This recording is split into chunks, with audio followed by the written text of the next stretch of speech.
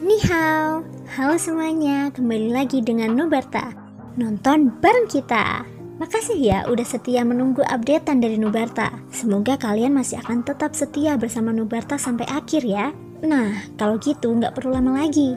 Yuk langsung aja kita siapkan diri dan hati kita ke episode berikutnya. Selamat mendengarkan.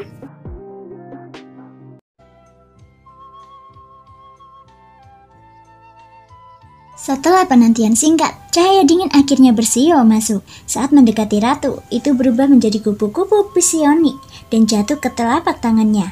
Sang ratu melihat catatan di tangannya, lalu menyerahkannya pada Shoyen. Saat melihat kata-kata di kertas itu, keterkejutan yang sulit diterima langsung terungkap di wajah Shoyen. Bagaimana tidak? Ini karena Merlin sebenarnya tidak pernah menerima murid dalam hidupnya. Shoyen tertegun untuk waktu yang lama. Dia jelas ingat bahwa Merlin menjadikan Yunxi sebagai muridnya. Lantas, mengapa dia bisa mengatakan bahwa dirinya tidak pernah menerima seorang murid? Shoyen tercengang, lalu dia menatap sang ratu. Ratu seharusnya mengenali Yunyun. Tapi sekarang, dia mengatakan bahwa dia tidak pernah tahu ada orang seperti itu. Nama Yunxi terdengar familiar. Jadi wanita yang menjalin hubungan denganmu itu sebenarnya dipanggil Yunyun. Sang ratu tiba-tiba berbicara saat melihat ekspresi di wajah Shoyen. Shoyen langsung mengangkat kepalanya. Dia berkata, "Ya, namanya Yunyun." Melihat keseriusan di mata Shoyen, sang ratu berhenti sejenak. Setelah beberapa saat, dia membuka mulutnya dan berkata, "Yunyun adalah reinkarnasi Dewi Bunga. Dia juga merupakan orang yang kuat di kehidupan sebelumnya. Namun, sayang sekali hal ini." Sang ratu mendesah dengan penyesalan. "Bisakah kamu menjelaskannya lebih cermat?" Shoyen terus bertanya. "Itu sudah lama sekali. Ada pertikaian sipil di alam Dewa Bunga dan Yunyun dibunuh oleh orang misterius di tengah kekacauan.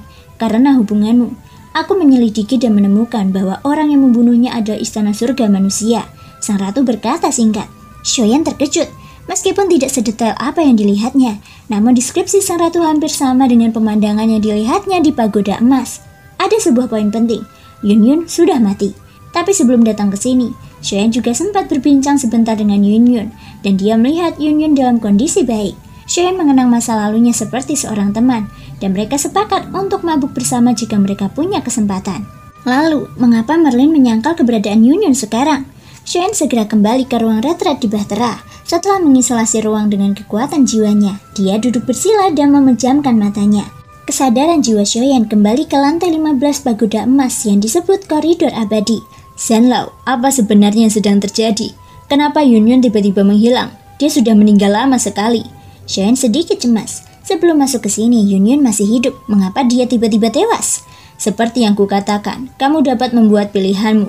Kamu dapat menggunakan kristal penyangga surga ini untuk memasuki waktu ketika Yunyun jatuh. Ubah akhir yang kamu inginkan. Tapi ingat, kamu melawan keinginan surga dengan menggunakan koridor abadi dan kristal penyangga langit. Setelah kamu membuat pilihan, kamu akan menanggung sebab dan akibat yang sesuai," ucap Zhenlao. Shoyen sedikit mengernyit. Dia tampaknya mengerti apa yang dikatakan Zhenlao. Jadi itu karena dia telah melihat adegan di lantai 15 pagoda emas. "Aku pasti akan menggunakan kristal penyangga surga untuk menyelamatkan Yunyun," Shoyen berkata dengan tegas. Dia memandang kristal surgawi yang melayang di depannya. Dia tidak pernah menduga efek benda ini sebenarnya seperti ini. Susuk Zhenlao menghilang. Dia tidak ikut campur atau membuat keputusan apapun untuk Shoyen. Menyaksikan perubahan gigi di depannya, memang seperti yang dikatakan Zhenlao. Apapun yang terjadi, dia pasti akan membuat pilihan yang sama. Shoyen mengirim kristal surgawi ke bagian depan perlengkapan. Tiba-tiba, kristal surgawi itu perlahan menghilang. "Shoyen, kamu harus menghindari karma sebisa mungkin. Kamu harus menyembunyikan dirimu sendiri. Lindungi identitasmu semaksimal mungkin. Dari masa depan ke masa lalu, lebih baik tidak mengekspos dirimu sama sekali." Suara Zhenlao terdengar. Shoyen mengangguk sedikit setelah mendengar ini. Hanya saja, penampilan dan metodenya terlalu jelas. Jubah hitam yang ia kenakan tidak pernah berubah. Sekarang, perubahan harus dilakukan untuk menyembunyikan. Jadi kali ini, Shoyen dengan tegas mengubah jubah hitamnya menjadi jubah putih. Segera setelah itu, pemandangan di depan matanya mulai berubah. Rasanya waktu telah berputar kembali ke saat Yunyun bergegas menuju lubang cacing. Setelah sosok berjubah hitam muncul, dia langsung menyerang Yunyun hingga terbang. "Dewa Bunga, apakah kamu ingin pergi? Bagaimana semudah itu?" Percakapan ini adalah kedua kalinya Shoyen mendengarnya. Dia dapat melihat tindakan mereka di sini, termasuk ekspresi Yunyun. Itu sama persis seperti terakhir kali dia melihatnya. Pria berjubah hitam itu mengangkat tangannya dan menampar Yunyun. Dan apa yang dilihat Shoyan sebelumnya adalah Yunyun meninggal di bawah telapak tangan ini. "Apakah kamu dari istana surga manusia?" ucap Yunyun. "Kamu akan tahu setelah kamu mati." Shoyan mendengar percakapan yang sama. Dia hampir menebak adegan selanjutnya setelah mereka berdua selesai berbicara. Baru pada saat inilah Shoyan datang di tempat kejadian. Nyala api menyapu dari langit yang jatuh, seperti awan yang terbakar. Energi hitam yang bertiup melintasi awan langsung disapu bersih oleh lautan api tersebut. Sosok Shoyan muncul dengan jubah putih dan memakai topeng yang hampir menutupi seluruh wajahnya. Dengan demikian, dia yakin tak seorang pun akan mengenalinya. "Siapa kamu?" Pria berjubah hitam itu tiba-tiba menatap Shoyan dan memarahi. "Bisa jadi seorang pembunuh, bisa juga menjadi penyelamat." Shoyan mencoba yang terbaik untuk mengubah gaya bicaranya. "Jadi, hari ini apakah kamu ingin membunuh atau menyelamatkan orang?" Pria berjubah hitam itu jelas merasakan tekanan dari kekuatan Shoyan. Dia sedikit takut. "Menurutmu, mengapa aku datang ke sini?" ucap Shoyan. "Aku menyarankanmu untuk memilih membunuh. Lagi pula, menyelamatkan orang akan mendatangkan banyak masalah," ucap pria berjubah hitam itu. Dia sepertinya berniat mengancam Shoyan.